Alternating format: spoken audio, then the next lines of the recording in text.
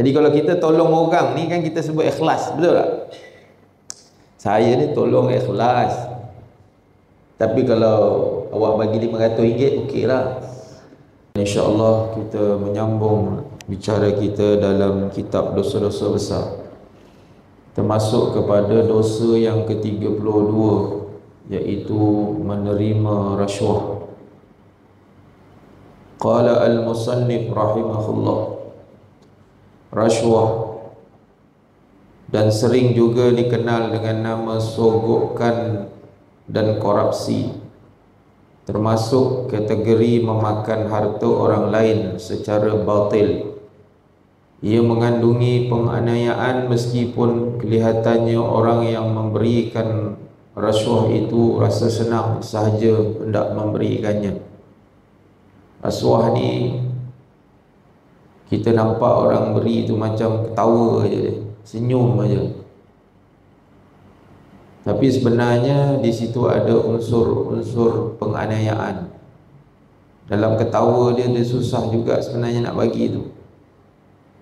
Dalam ketawanya mungkin dia fikir ke akhirat besok, agaknya lah sikit-sikit dia ada fikir juga, ya. Namun ia memberikan itu kerana ada tujuan, supaya perkaranya dapat diselesaikan tanpa tangguh-tangguh. Yang kalau tidak kerana itu, tentu sekali ia tidak akan memberikan. Allah berfirman dalam surah Al-Baqarah ayat yang ke-188, A'udzubillahi minasyaitonir rajim, wa la ta'kulu amwalakum bainakum bil batil wa tudlu biha ilal hukami litakulu fariqan min amwalin nasi bil itsm wa antum ta'lamun. Dan janganlah kamu memakan di antara harta sesama kamu dengan jalan yang batil, yakni tidak sah. Lalu kamu membawa urusan harta itu kepada hakim dengan maksud agar kamu dapat memakan harta setengah orang dengan jalan dosa, padahal kamu mengetahui. Maksudnya, janganlah kamu membuat penyelewengan dalam harta orang lain kepada hakim, lalu kamu membawa kepada hakim dengan tujuan hendak membelitnya atau kamu memberinya sogokan, padahal kamu tahu bahawa demikian itu tidak halal bagi kamu, kerana ia bukan hakmu yang sah. Daripada Abu Hurairah radhiyallahu an bahawa Nabi sallallahu alaihi wasallam telah bersabda, la'anallahu ar-rashi wal murtashi fil hukmi, rawahu Tirmizi. Kata Nabi sallallahu alaihi wasallam, Allah melaknati orang yang menyogok dan orang yang minta disogok dalam penghuraian masalah hukum. Demikian pula ada sebuah riwayat daripada Abdullah bin Umar radhiyallahu an bahawa Nabi sallallahu alaihi wasallam pernah melaknati orang yang memberi rasuah dan orang yang meminta rasuah itu. Berkata para ulama bahawa yang dimaksudkan dengan menyogok atau siapa yang memberi sogokan dan yang disogok, iaitu orang yang menerima sogokan, dan laknat itu akan menimpa si penyogok. Kiranya dia bermaksud dengan sogokan itu supaya ditimpakan suatu bencana kepada orang Muslim, ataupun untuk mendapatkan suatu yang bukan haknya. Adapun jika dia memberikan sogokan untuk mendapatkan semua haknya yang dirampas, atau untuk menolak suatu penganiayaan dari dirinya, maka dia tidaklah termasuk dalam ancaman kutukan yang dimaksudkan. Adapun si hakim, maka sogokan itu adalah haram ke atas dirinya, sebab yang demikian itu dapat membatalkan yang hak, yakni yang benar, ataupun boleh mendorong berlakunya perbuatan zalim. Dalam sebuah riwayat bahawa laknat itu akan menimpa juga orang tengah yang mengaturkan pemberian sogok itu. Dia kata, saya tak terlibat, saya jadi orang tengah aja. Kan? Dia ingat, dia tak terlibat tapi dia nampak benda tu berlaku, ya. Jadi orang jadi orang tengah pun boleh kena juga laknat daripada rasuah yang dia buat, ya. Jika maksudnya baik, tidaklah akan terkena kutukan yang dijanjikan itu. Kalau tidak, akan terkena pula. Apa yang dipanggil dengan rasuah? Tuan-tuan biasa dengar rasuah. Biasa dengar, Termasuk hal yang boleh dikategorikan rasuah, iaitu sebagaimana yang diriwayatkan oleh Abu Daud daripada Abu Umamah Al-Bakhili radhiyallahu anhu, bahawa Nabi SAW telah bersabda, man syafa'a li rajulin syafa'atan, sesiapa yang memberikan jaminan kepada seseorang, fa ukhdiya lahu 'alaiha, lalu diberikan kepadanya suatu hadiah kerana jaminan itu, faqad ata baban kabiran min abwabir riba, maka dia telah memasuki satu pintu yang besar daripada pintu-pintu riba. Jamin. Ini banyak jamin-jamin ni. Dulu ada, zaman dulu-dulu bila nak masuk ke universiti, dia ada penjamin, dia sebut dia. Penjamin nak masuk universiti dia. Penjamin 1, penjamin 2. Kalau tuan-tuan ingat lah, ataupun nak masuk mana-mana asrama penuh, kan, belajar asrama, penjamin 1, penjamin 2. Tapi sekarang ni dah tak ada dah. Penjamin adalah ibu bapa, betul? Dan yang lain sebagai saksi penjamin. Jadi zaman saya dulu, masa saya nak belajar kat Terengganu, ada orang dia jamin lah saya pergi belajar. Guru-guru saya, alhamdulillah, ghafarallahu lahuma, mudah-mudahan Allah panjangkan umur kedua-dua guru saya tu. Dia jamin saya belajar. Saya tak tahu macam mana nak balas, sebab dia jamin. Dia jamin tu tanpa ada apa-apa bayaran. Sebab dia kumpulan A. Kumpulan A ni dia boleh menjamin mana-mana orang, pegawai kerajaan lah. Sama juga macam wakil rakyat. Dulu wakil rakyat, penjamin pertama, jamin kedua. Jamin kedua tu wakil rakyat, dan mungkin meninggal tu, wallahualam, dah meninggal juga. Kita pergi jabat untuk dapatkan jaminan, tapi tak ada bayaran. Jadi tuan-tuan, jaminan yang macam tu, yang ni tidak menjadi satu kesalahan, dibolehkan dalam Islam. Sebab itu hari ini anak-anak yang nak belajar, penjamin adalah mak ayah dia. Itu jaminan nak masuk sekolah. Dan jaminan yang tak dibenarkan ini, kalau jaminan itu ada bayaran.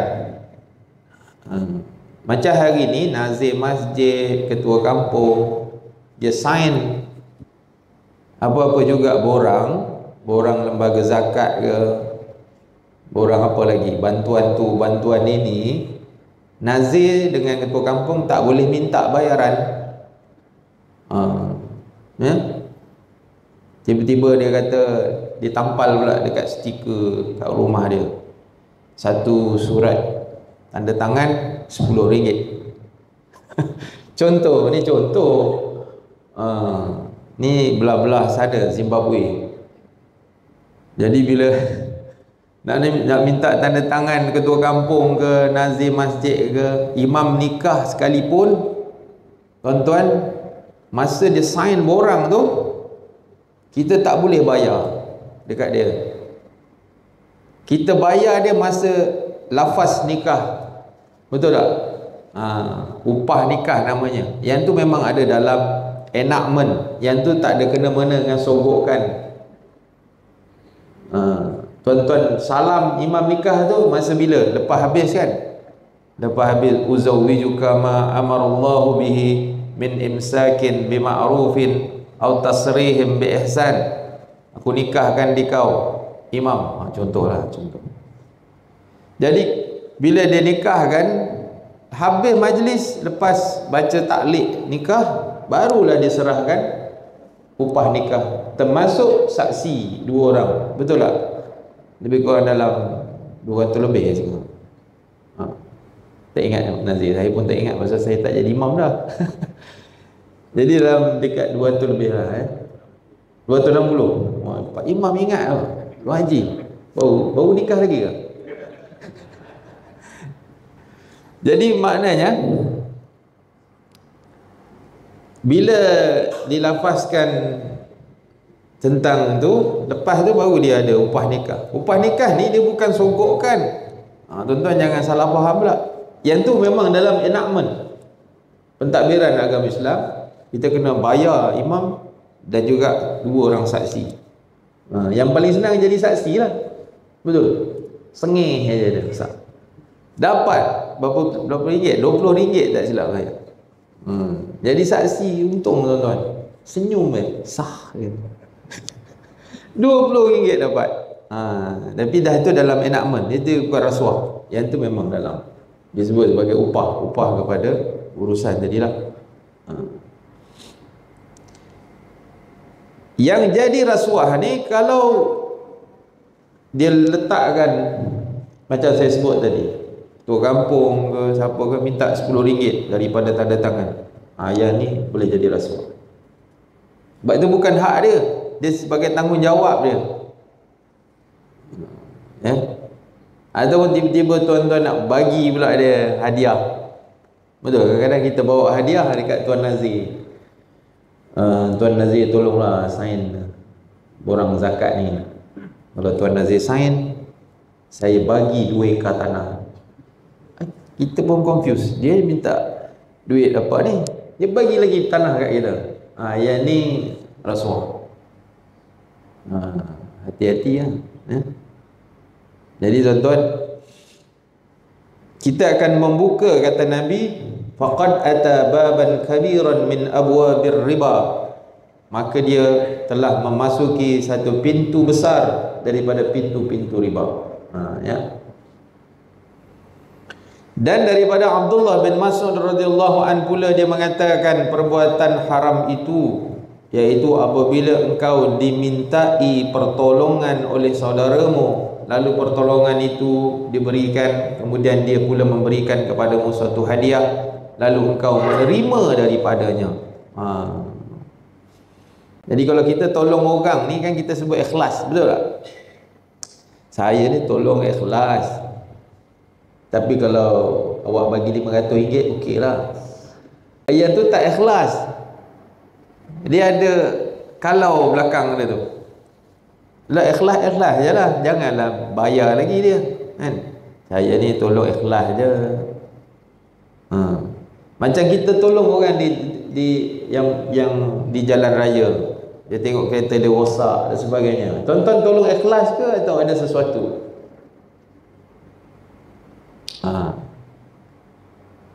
Kalau yang rosak kereta tu orang tua, Pak Haji, tak ada orang pun berhenti. Betul tak? Tapi kalau anak dara pakai skirt pula, ramai orang tolong. Lepas tu kata saya ikhlas. Mana ada sesuatu. Tapi yang tu bukan rasuah lah. Kalau dia bagi tu, kita ambil. Tapi ada setengah orang dia cakap, awak ambil dia, saya bagi ikhlas. Dia kata kan, nak ambil ke tak ambil? Ambil. Sebab orang dah bagi, betul tak? Kadang-kadang ada orang paksa kan, kita tolong ikhlas, dia masukkan je dalam poket kita kan. Dia tolong ikhlas. Macam mana tuan-tuan nak tolak? Duit tu afdal kalau tuan-tuan ambil, bagi dekat masjid lah, sedekahkan di masjid. Sebab kita tolong ikhlas niat kita, betul tak? Ke ada tuan-tuan ada tujuan ni, ada satu kumpulan tim menolong dekat jalan raya, tapi minta duit. Tolong tapi minta duit, itu salah. Tapi kalau yang memang ditugaskan macam pelas, kaki tangan pelas, kaki tangan yang memang bertugas, yang tu sepatutnya kalau dalam bentuk barang yang kena terpaksa kita bayar daripada peralatan, itu tak ada masalah, itu kita kena bayar. Tapi ada upah pula lagi, yang tu tak termasuk daripada apa yang sepatutnya, boleh dikira sogokkan juga. Macam mana nak buat ni? Payah kan? Kalau tuan-tuan pergi Mekah, betul tak?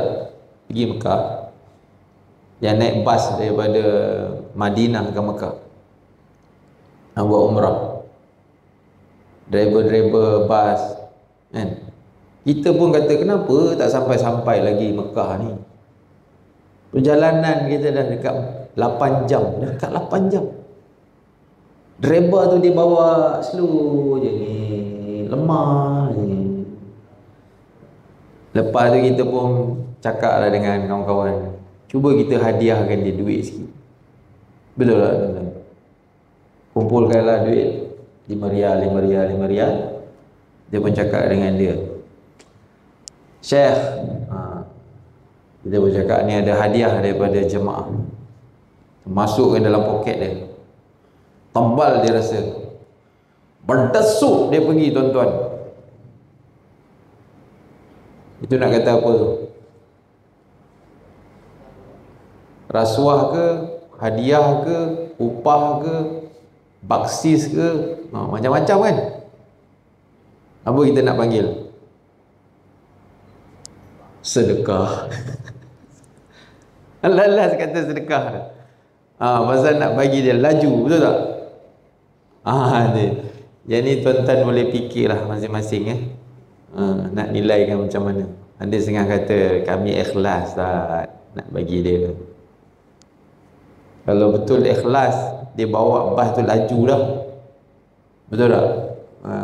Tapi pasal kita dah masukkan duit dalam poket dia tu, hadiah, bila sebut hadiah, zub, dia pun kata bukan rasuah, bukan. Berdesuk dia pergi tuan-tuan. Laju dia bawa. Jadi nak kata macam mana? Masing-masing pun pening kan nak tafsir kan. Jadi sebenarnya itu tak dibenarkan pun. Kalau pembimbing apa nama, umrah, dia kata pun tak dibenarkan. Tapi dah memang perangai dia orang macam tu, macam mana nak buat?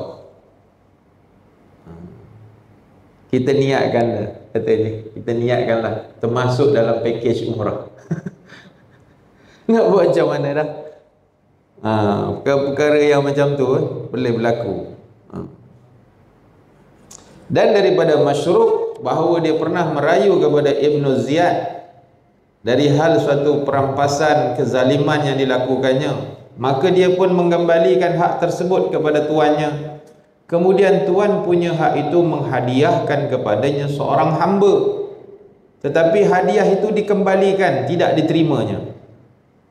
Seraya berujar, aku pernah mendengar bahawa Abdullah bin Mas'ud berkata, barang siapa yang berjaya dapat mengembalikan untuk seorang muslim barang rampasannya, lalu tuan punya hak itu memberikannya hadiah sedikit maupun banyak, maka yang demikian adalah termasuk hal yang haram. Kemudian ada pula orang yang mengatakan kepada Abdullah bin Mas'ud, katanya, hai bapa si Abdul Rahman, yang kami tahu bahawa yang haram itu adalah rasuah dalam menjatuhkan hukum. Maka jawab Abdullah bin Mas'ud, betul, yang itu adalah kufur, dia kata. Moga-moga kita diselamatkan Allah daripada perkara semacam ini. Marilah kita mohon kepada Allah Ta'ala agar diberinya kita kemaafan dan keafiatan daripada segala bala bencana yang dibenci. Jadi rasuah ni satu perkara yang sangat-sangat dibenci oleh Allah Subhanahu wa Ta'ala. Secebis nasihat Wahai hamba Allah, timbanglah dengan sewajar-wajarnya kesudahan yang akan anda sampai kepadanya nanti. Jauhilah segala kelakuan yang bakal menimbulkan kemurkaan Allah, agar engkau terhindar dari seksanya, kerana seksa Allah itu amat dahsyat yang tidak akan tertanggung olehmu. Janganlah engkau bergantung kepada cita-cita yang palsu, kelak engkau akan menyesal dan tertipu. Cuba engkau perhatikan terhadap orang-orang yang menggantungkan dirinya kepada cita-cita itu. Apa kesudahan mereka ketika mereka pergi meninggalkan dunia ini? Yang mereka tinggalkan tidaklah sempurna, dan yang mereka bawa itu bekal yang tidak ada sama sekali. Mereka kini berada di dalam kubur-kubur mereka, sedang menangis dan menyesal. Tuan-tuan, hari ini kita boleh rasuah orang, kita boleh sogok orang. Nanti di dalam kubur kita akan menangis, kita akan menyesal terhadap apa yang kita buat dulu di dunia. Mungkin sekarang kita boleh gelak ketawa, boleh bergembira dengan apa juga perkara yang kita lakukan. Tapi di akhirat, di dalam kubur, Allah Ta'ala akan berikan penyesalan yang amat-amat kepada kita, sehingga kan kadang-kadang tak termampu dan tak tertanggung untuk kita berdepan dengan perkara ini. Demi Allah, jika manusia tahu nanti apa yang akan berlaku, tidaklah mereka mahu lalai dan mensia-siakan diri selalu. Mereka dicipta kerana sesuatu yang jika mereka lihat, hati mereka kan terharu, fikiran tak menentu kerana terperanjat. Bukankah mereka akan menghadapi maut, kuburan, kemudian mahsyar, akan menerima celaan dan berbagai kecelakaan yang besar-besar lantaran hari mahsyarlah, maka manusia mesti mengerjakan salat dan puasa dan zakat pun mesti dikeluarkan. Wajarkah kita apabila disuruh atau ditegah menunjukkan kesetiaan taat serta menurut perintah?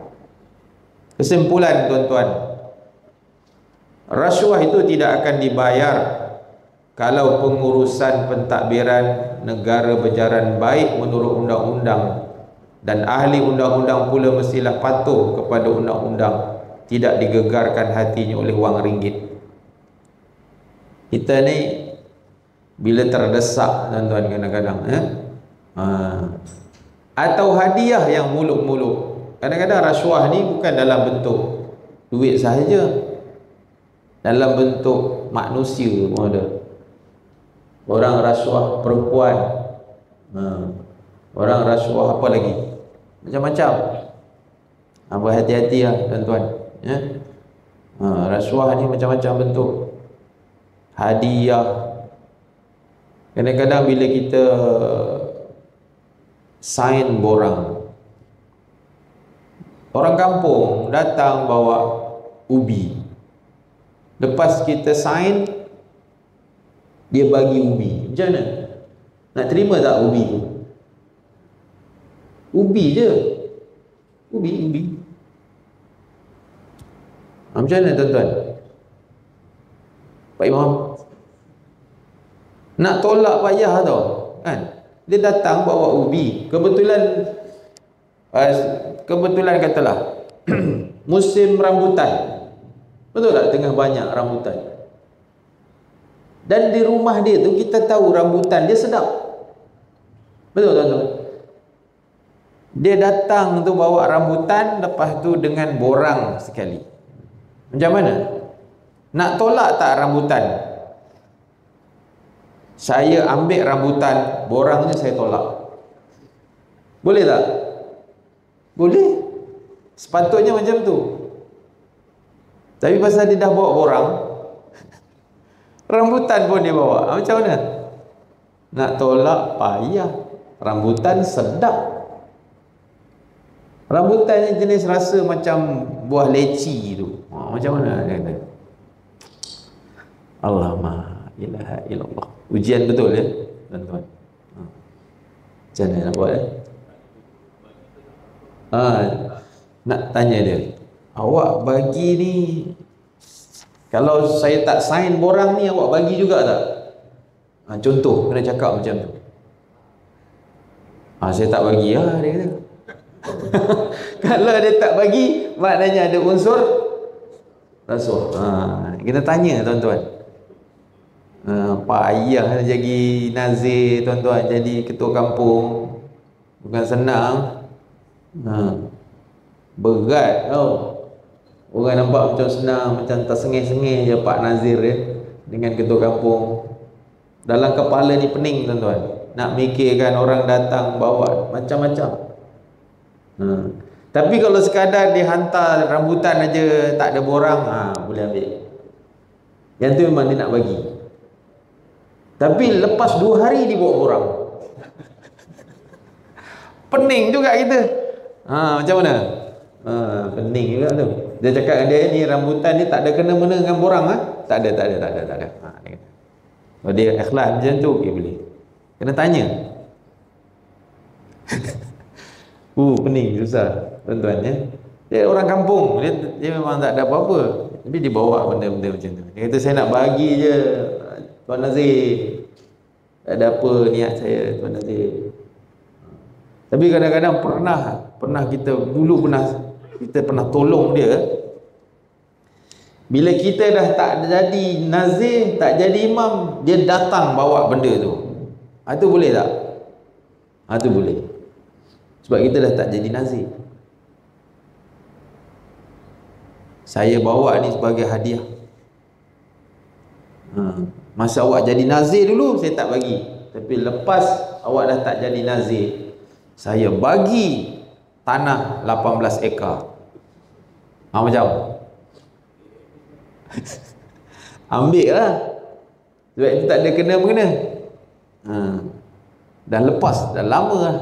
Kita pun tak ingat. Itu macam perkhidmat lah. Perkhidmat kerajaan. Dah habis, dah tak berkhidmat, baru orang bagi. Kan? Tak ada kena-mengena. Cuma dia mengenangkan jasa agaknya. Itu je. Tapi ada setengah orang dia kata saya tak layak ni, dia tolak. Mungkin dia fikir dari sudut apa yang dikatakan oleh Abdullah bin Mas'ud tadi, takutnya dia. Ada setengah ulama-ulama dulu memang tak terima pun, tolak semua. Bimbangnya penyesalan nanti di akhirat. Dunia ni tak apalah, memang kita seronok boleh naik kereta mewah, boleh orang bawa ke sana kemari. Tapi bila dah masuk di alam kubur, penyesalan yang amat tak boleh nak fikir kita. Kan? Jadi tuan-tuan diberitakan. Boleh saya sambung sikit lagi? Boleh ya? Nampak macam gelap kan? Nak hujan ke tak tahu? Ke cuma yang gelap masjid ni? Belum cerah lagi ya? Belum Okey. Saya sambung satu cerita.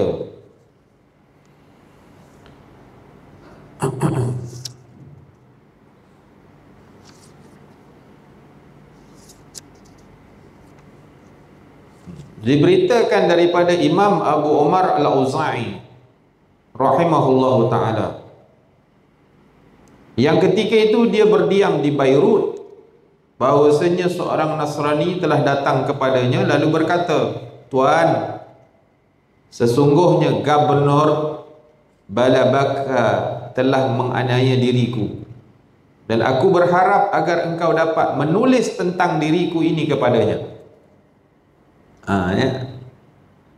Imam Abu Umar Al-Auza'i, seorang ulama besar. Ada seorang Nasrani datang jumpa dia. Dia kata, tolong tulis surat tuan kepada Gubernur.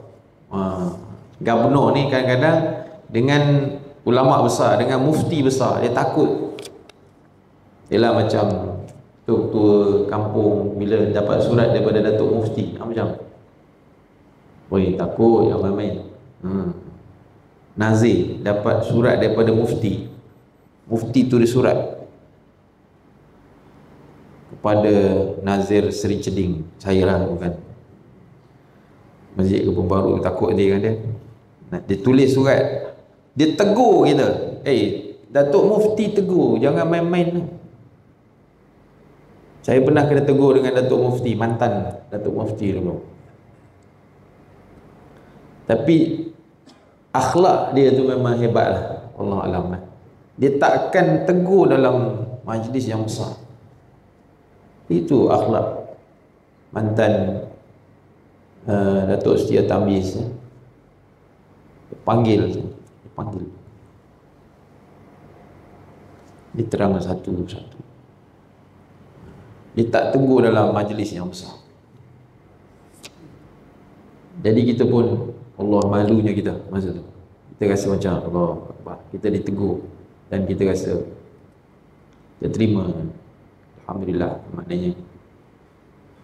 Yang ini orang Nasrani minta supaya menulis tentang diriku kepadanya. Orang Nasrani itu lalu menghulurkan sebekas berisi madu sebagai hadiah. Dia minta Imam Abu Umar Al-Auza'i tulis surat kepada Gubernur, tegur Gubernur tadi. Dalam masa yang sama orang Nasrani ni bawa madu. Madu lebah, bukan madu hak tu. Madu lebah. Melihat bekas madu itu, maka Imam Al-Auza'i berkata kepada orang Nasrani, pilih antara dua, kata Imam. Sama ada aku menolak bekas madu itu dan aku menulis kepada Gubernur itu tentang perkaramu, ataupun aku menerima hadiah bekas madu dan aku tak menulis apa-apa pun. Dua benda. Kau nak aku tulis ke, atau aku terima hak madu ni, ataupun aku ambil madu saja, aku tak tulis. Imam Al-Auza'i tanya dia. Orang Nasrani itu setuju untuk mengambil balik hadiahnya. Orang Nasrani ambil balik madu. Maka Imam Al-Auza'i menulis kepada Gubernur itu berbunyi begini. Dia tulis. Apa dia tulis? Kurangkan cukai LHDN. Itu LHDN tu saya tambah lah. Dia kata sini. Dia kata apa? Kurangkan cukai yang dikenakan ke atas orang Nasrani ini. Imam tulis surat suruh kurangkan cukai. Orang Nasrani itu mengambil surat dan diberikan kepada Gubernur. Maka dengan itu Tuan Gubernur telah mengurangkan sebanyak 30 dirham lantaran surat rayuan daripada Imam Al-Auza'i. Tengok. Maknanya kalau tuan-tuan kena cukai, jumpalah mana-mana orang imam besar, minta tolong kurangkan cukai. Agak-agak lembaga hasil boleh kurangkan tak?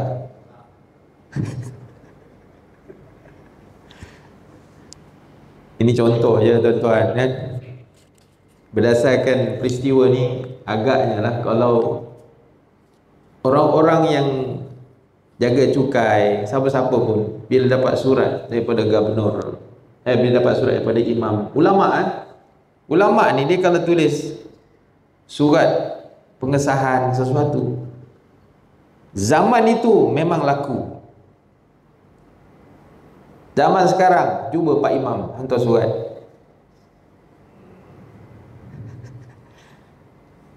dia tengok siapa imam ni, dia boleh cakap siapa imam ni, sedangkan dia tak tahu bahawa imam ni lah yang mendoakan.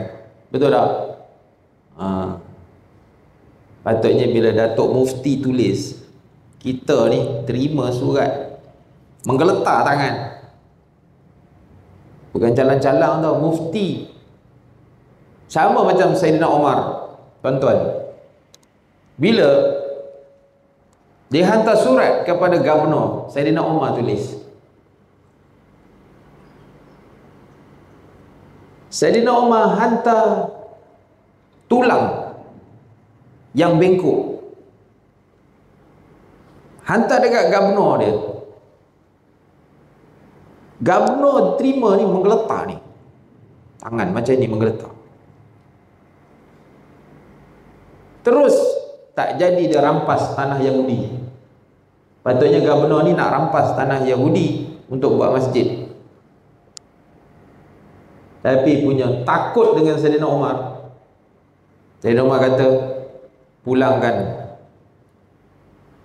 hantar tulang aja. Menunjukkan apa tuan-tuan? Dia takut kalau tulang tu diluruskan, maknanya Saidina Umar kata, aku nak luruskan kau macam tulang ni. Hari ni cuba Pak Imam hantar tulang lembu. Tak ada orang faham apa maksudnya. Betul tak? Tapi itulah dia hebat Khulafa ar-Rasyidin Al-Mahdiyyin, addu 'alaiha bin nawajis. Maknanya khulafa-khulafa, sahabat-sahabat Nabi hebat. Takut gubernur yang berada di bawahnya. Hari ini pun kadang-kadang takut juga bila dapat surat kan, daripada, tapi bukan dalam bentuk macam tu. Sepatutnya hari ini kita bila ulama tulis, dihantar surat, kita yang dapat tu, Allah dapat teguran daripada ulama, bimbang kita kan, risau kita, takut kita. Jadi teguran-teguran begitu sebenarnya penting. Jadi amalan rasuah ni tuan-tuan, taklah kita jauhkan. Jangan ada sifat begitu. Kalau kita pergi mana-mana pun janganlah bawa hadiah, bagi duit. Tapi alhamdulillah lah, di negara kita ni nampak macam, kalau orang bawakan beg ke apa kan dekat lapangan terbang, dekat hotel ke apa ke, bukan budaya kita ambil minta tips ke apa kan, tak ada. Tapi kat negara lain dia kan, zakat ni tak ada lah tuan-tuan. Cuma kita kadang-kadang fikir, pun ada duit lebih, bagilah dekat dia kan, kita bagi duit. Macam tuan-tuan nampak tukang-tukang sapu kan, yang tukang-tukang bersihkan jalan, perasan tak yang tukang potong rumput kat tepi-tepi jalan, tuan-tuan ada duit lebih, bagilah dia. Cakap dengan dia, pergi minum, bawa minum, itu bukan rasuah, itu kita bagi dekat dia. Itu macam kita bagi hadiah lah kepada dia.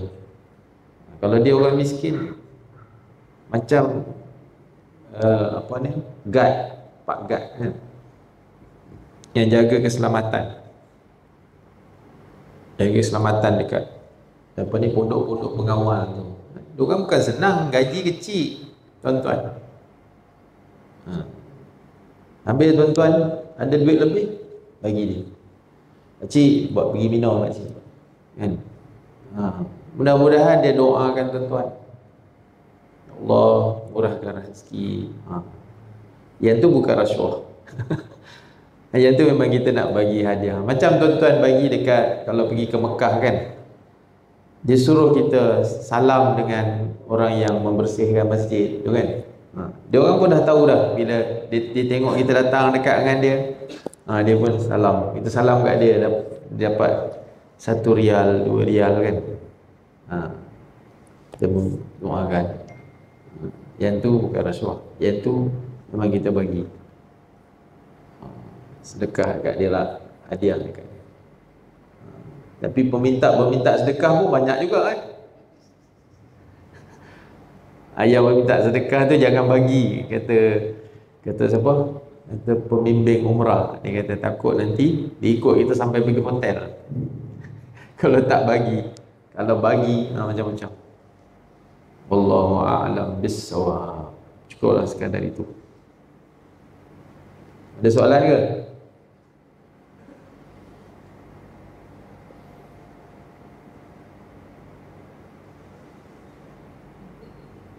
Tak ada soalan.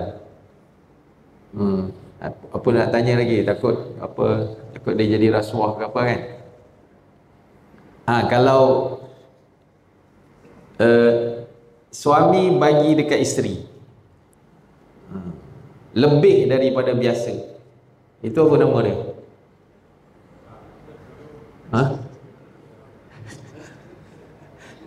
Itu bukan rasuah, itu ada makna. Tahu tak? Ada makna tu. Tak pernah tiba-tiba. Yalah, kita biasa bagi dia sebulan 500 ke 200 kan.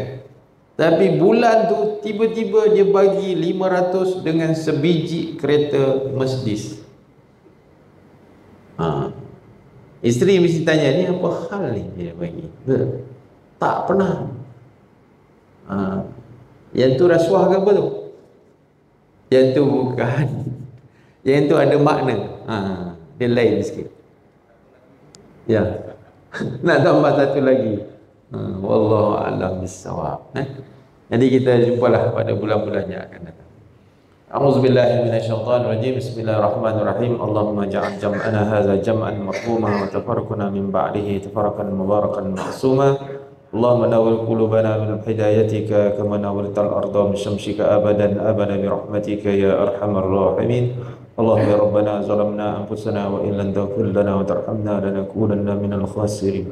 Wa bij'alna muqimas salam min zurriyyatina rabbana wa taqabbal du'a. Rabbana atina dunya hasanah fil akhirati hasanah wa qina adzaban nar. Sallallahu ala sayyidina Muhammad wa ala alihi wa sahbihi wa baraka wa sallam. Walhamdulillahi rabbil alamin. Aku di qauli hadza wa astaghfirullah li wa lakum. Assalamualaikum warahmatullahi wabarakatuh. Bismillah.